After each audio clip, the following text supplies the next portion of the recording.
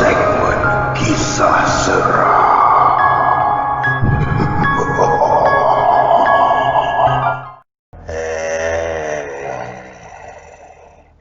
Apa kabar para pendengar cerita seram The Haunting Cruise dan PN? Pada malam ini, Brother Fai akan kongsikan sebuah kisah yang datangnya daripada Matpi. Matpi! Kenapa suara aku macam Matpi? Itulah dia si Matpi ni punya perangai. Dia suka mengganggu setting suara Brother Fai. Tapi tak apa, Matpi punya pasal lah. Matpi, kau jangan buat lagi benda macam ni, Matpi. Tolonglah Matpi, ya. Okey, baiklah saudara. Kisah pada malam ini datangnya daripada Matpi. Kisah yang bertajuk Misteri Rumah Pusaka. Assalamualaikum dan salam sejahtera aku ucapkan pada rakan-rakan pendengar yang mengenali dan menunggu cerita seram Matpi. Hai. Dah lama weh aku tak menaip ni. Rasa kekok lah pula. Tapi ku gagahi demi berkongsi cerita dengan kamu semua. Ouch. Kalau tak sharing, jadi rasa tak caring pula. Cerita ni aku baru dapat hasil daripada perkongsian daripada seorang kenalan. Cerita tentang sebuah rumah pusaka yang terletak di satu daerah di negeri Cik Siti, Wan Kembang. Rumah pusaka tersebut diwarisi daripada arwah ayah kenalan aku tersebut. Biarlah aku namakan dia sebagai Patah Amin. Kau ni Matpi nama dia. Okeylah, ini bukan Fatah Amin. Ini Patah Amin. P-A-T-A-H. Patah Amin. Okey? Setelah pemergian ayahandanya pergi menghadap ilahi 20 tahun dahulu, Patah Amin hanya tinggal di sana tidak sebegitu lama memandangkan ibunya membeli sebuah rumah baru di kawasan yang berdekatan. Setelah itu, mereka sekeluarga berpindah ke rumah baru dan rumah pusaka itu ditinggal kosong sementara menunggu penyewa. Rumah pusaka itu boleh tahan besar jugalah. Rumah 2 tingkat dan memanjang ke belakang. Memang ngam lah untuk keluarga besar macam mereka. Kalau tak silap aku, diorang ni 8 beradik. Dekat setahun jugalah rumah tu kosong. Dalam tempoh setahun tu, ada jugalah jiran-jiran di situ memaklumkan pada ibu Patah Amin ni, mereka sering ternampak kelibat orang di beranda dan di dalam rumah. Mereka ingatkan dah ada penyewa. Tapi setelah ibu Patah Amin mengesahkan yang rumah tu masih kosong, terus jadi buah mulut dan topik perbualan penduduk sekitar kebetulan pula dengan rumah tu ada kedai kopi. Menurut tuan punya kedai kopi tu, seringkali dia dan pelanggan terdengar suara bacaan Al-Quran dari dalam rumah pusaka tersebut. Mengikut apa yang didengar, itu suara wanita. Lunak, merdu bacaannya dan hanya kedengaran biasanya di waktu tengah malam. Suara siapakah itu? Sedangkan rumah tersebut masih kosong. Ada juga yang bercerita ternampak kelibat seorang wanita tua. Siapakah wanita itu? Tiada yang mengenali. Adakah empunya suara yang mengaji itu? Hanya tinggal misteri hingga ke hari ini. Setahun berlalu, abang kepada Patah Amin sekeluarga yang menetap di ibu kota pulang ke Kelantan dan tinggal di rumah pusaka tersebut buat sementara waktu. Pakcik Patah Amin tinggal di situ lebih kurang setahun dan apabila ditanya tentang keadaan rumah tersebut selama mereka tinggal di situ, mereka membuka cerita. Jeng. Rupa-rupanya mereka juga mengalami peristiwa aneh dan agak seram Pada satu malam, Pakcik Patah Amin sendiri pernah ternampak seorang wanita tua berambut lurus hingga paras pinggang dan berkemban dengan kain batik sedang sibuk di dapur. Kelihatan seperti sedang mengemas. Seakan wanita tua itu leka dengan kerjanya. Pakcik Patah Amin tidak mengendahkan kehadiran wanita tua itu, lalu ke tandas. Setelah keluar dari tandas, wanita tua itu hilang. Tidak dapat dikesan. Bermonologlah dia sendirian. Siapakah wanita tua yang tak dikenali itu? Yang pasti bukan manusia. Adakah roh? Korin? Peristiwa itu dirahsiakan. Bimbang keluarganya ketakutan. Selepas dari kejadian malam tersebut, Pakcik Patah Amin tidak lagi nampak kelibat wanita tua tersebut. Tetapi anaknya pula mengadu sering terdengar bunyi orang berlari-lari di ruang tamu. Bila diperiksa, tiada orang. Suasana kembali sunyi. Hanya kedengaran bunyi kipas siling berpusing dengan ligatnya. Agak kerap juga terjadi, tapi lama-lama tiada lagi kedengaran bunyi tersebut. Barulah lena dibuai mimpi pada satu malam. Pakcik Patah Amin terjaga dari lena. Bila dia cuba menyambung lenanya, hailah susahlah pula. Tiba-tiba dia terpandang pada pintu bilik. Di dalam gelap samar-samar, dia cuba mengamati pintu tersebut. Seakan ada sesuatu di situ. Ya, ada lembaga hitam sedang berdiri mengintainya. Dengan pantas Pakcik Patah Amin bingkas bangun mengejar lembaga itu. Tapi sayangnya, setelah dia keluar dari bilik, lembaga itu telah hilang dari pandangan. Puas dia mencari, ia hilang tanpa jejak. Bukan tak buat solat hajat, bacaan Yasin dan sebagainya, tapi gangguan tetap ada. Sesungguhnya di dunia ini tidak hanya kita saja yang tinggal. Wujudnya wujudnya makhluk lain yang mendiami di sekelilingi kita. Tidak nampak pada mata kasar bukan berertinya ianya tak wujud. Ya, ingat ya. Dia muncul membuktikan yang dia ada. Setahun berlalu. Pakcik Patah Amin pun berpindah ke tempat lain. Rumah pusaka itu kembali kosong untuk beberapa bulan. Selepas keluarga Pakcik Patah Amin, Abang Patah Amin pula tinggal di rumah tersebut bersama geng bujangnya, pelajar politeknik. Aku namakan abang dia ni Syukri Yahya.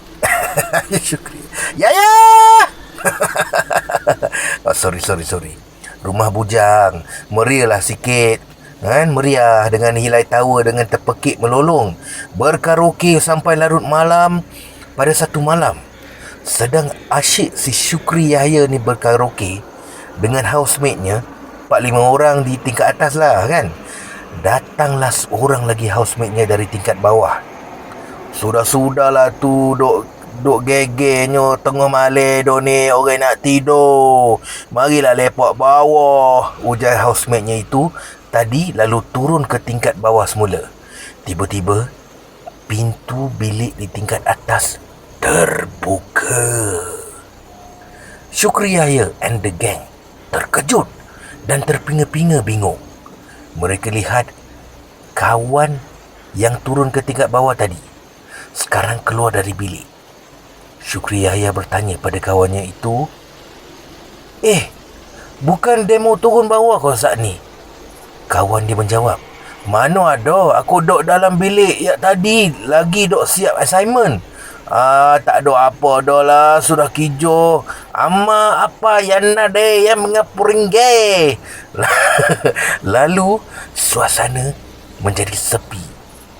Lalu mereka bersurai dan ke bilik masing-masing. Kalau difikir secara positif, mungkin dia datang menegur. sebab bising di waktu tengah malam, mengganggu jiran-jiran dan tidak sesuai sebenarnya bising-bising di kala larut malam. Persis kaum Arab jahiliah ketika dulu, di kala malam mereka berpesta. Sedangkan Nabi Muhammad SAW menganjurkan supaya kita tidur awal dan bangun di sepertiga malam untuk qiyamul lail. Malam diciptakan untuk beristirahat, tidur dan beribadah. Bila larut malam tarakucah, sudahlah Mat Pi. Banyak gangguan yang mereka hadapi. Maklumlah rumah bujang, adat kesopanan ke laut. Ada satu malam, salah seorang kawan Syukri Yahya ni bangun dari tidur untuk ke tandas. Dalam samar-samar, sekilas pandang, dia terpandang seorang perempuan tua dan seorang budak perempuan berpimpin tangan menuruni tangga. Bagai dia sentap jantungnya tu, lalu ditolehnya sekali lagi, kelibat tu sudah tiada. Anjat boboy. Tiba-tiba bunyi dinding diketuk 3 kali. Lalu diam, sepi. Niat asalnya nak membuang, tak jadi.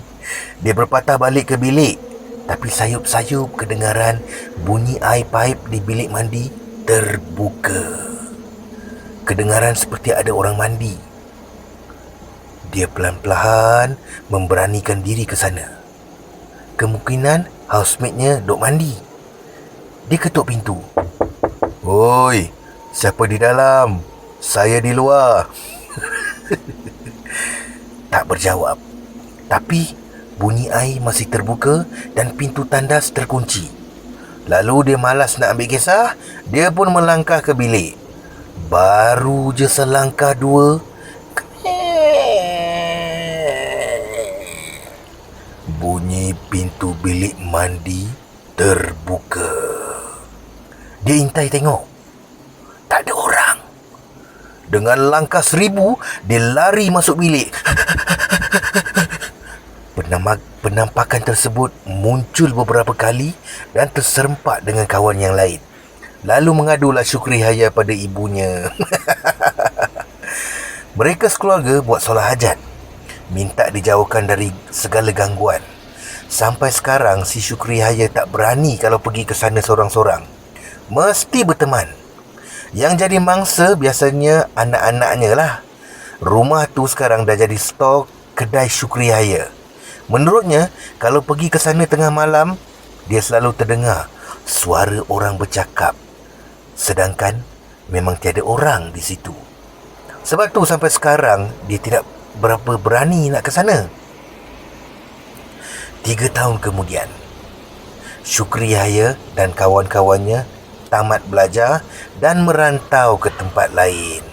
Rumah itu dihuni pula oleh sepupu mereka, Abang Zul. Dia tinggal di tingkat atas dan tingkat bawah, dijadikan stor barangan bandel. Abang Zul ni duda dan tinggal berseorangan. Semasa dia tinggal di rumah tu, tak ada pun gangguan. Cuma setiap kali mendekati waktu subuh dan dia sedang nyenyak tidur di buai mimpi, ibu jari kakinya disentap, bagai mengejutkannya dari tidur dan menyuruh bersiap untuk menunaikan solat fardu subuh. Kalau nak diikutkan, memang takut. Tapi, kalau difikirkan balik, disebabkan gangguan itu, dia tidak terbabas untuk solat subuh. Alhamdulillah. Abang Zul tinggal di rumah tu sorang-sorang. Agak lama jugalah. Sempoi dia ni. Dan sekarang dia masih keseorangan. Dia masih keseorangan lah. Dibatasi bumi, bulan lalu Abang Zul telah kembali pada yang esa akibat penyakit kanser. Innalillahi wa inna ilaihi raji'un. Semoga rohnya dicucuri rahmat dan ditempatkan di kalangan orang yang beriman. Al-Fatihah. Teringat setiap kali bersua, katanya, "Mat Pi, kau lagi handsome bila tak pakai cermin mata." Mat Pi terpaksa pakai cermin mata, kalau tak, Orang ramai sering tertukar Mat P dengan suami Wawa Zainal, iaitu apa, Ariel Zafril. Jap Mat P ya. Okey. Sibuk dok minta selfie. Aku pasrah, aku jujur. Aduh. Rumah pusaka tu kini menjadi rumah persinggahan di musim cuti dan perayaan. Saudara yang menetap di luar akan menginap di sana sementara berada di kampung. Baru-baru ni, saudara Patah Amin, Mat Sabu, Masya Allah, Mat Sabu lah pula, dari Kuala Lumpur pulang ke Kelantan dan menginap di sana. Mat Sabu ada pembantu Indonesia. Selesa dipanggil Kak Indah. Dibawa balik sekali. Satu pagi, di kala dini hari, Kak Indah sedang kusyuk memasak untuk sarapan pagi. Terpandang akan dia pada sesosok tubuh. Seorang lelaki tua, berjubah putih dan di tangannya ada sebatang tongkat kayu. Kak Indah terkejut, lalu berpaling ke arah lain. Waduh, parah ini. Apa yang kulihat tadi? Ngapain anda di sini? Ya Allah, bantuin hambamu ini. Aku mau bikin sarapan untuk tuan aku. Bila dia tulis sekali lagi, apa yang dia nampak sebelum tu hilang. Tapi memang dia nampak dengan jelas. Pagi tu diceritakannya pada Mat Sabu. Selesai bersarapan, mereka ke rumah Ibu Patah Amin. Lalu diceritakannya pada Ibu Patah Amin sekeluarga. Diceritakan dengan terperinci apa yang dia nampak. Apa yang menarik, Ibu Patah Amin adalah tongkat yang dipegang lelaki tua itu. Lalu dia mengeluarkan sebatang tongkat dari stor rumahnya. Kak Indah dengan terujunya, tongkat inilah yang aku lihat tadi. Persis amat sih. Semua terkejut. Wow! Suratan atau kebetulan? Siapakah gerangan lelaki tua itu? Dan apakah kaitan dengan tongkat itu? Gangguan demi gangguan dan penampakan di rumah pusaka itu, adakah daripada penjaga rumah tersebut? Kenapa baru sekarang semua itu berlaku? Mengapa tidak dari dulu, ketika keluarga Patah Amin masih tinggal di situ? Sekian.